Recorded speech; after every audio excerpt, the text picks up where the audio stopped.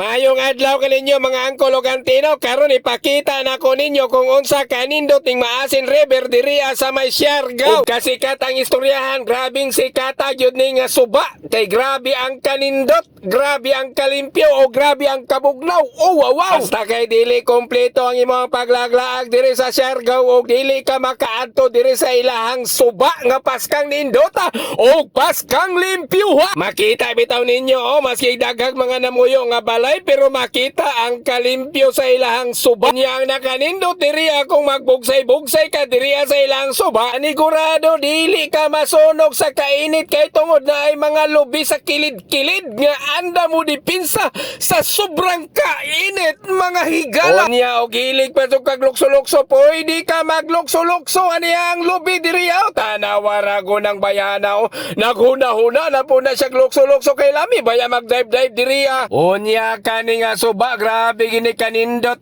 grabe gyud. Unang dapat og muadto kani kag Siargao, ibutang gyud ni sa imuhang itinerary nga dapat maadtuan gyud nimo ning lugar kaysa kanindot diri dili isod ka magmayo, dili ka makalimot sa imong kinabuhi. Unya na kanindot pa gyud diri kay ultimo mga foreigner mga foreigner na mga tao mangani. Proud na proud kayo sila basta makalaag na diri sa may Siargao.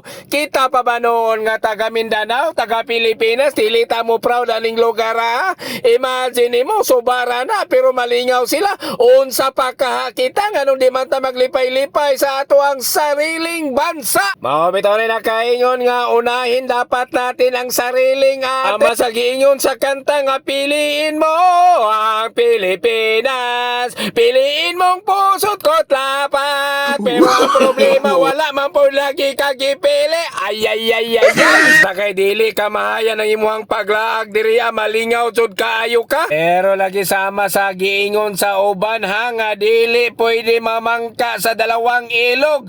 So alam nyo ng kasabihan na bawal kang mamangka sa dalawang ilog.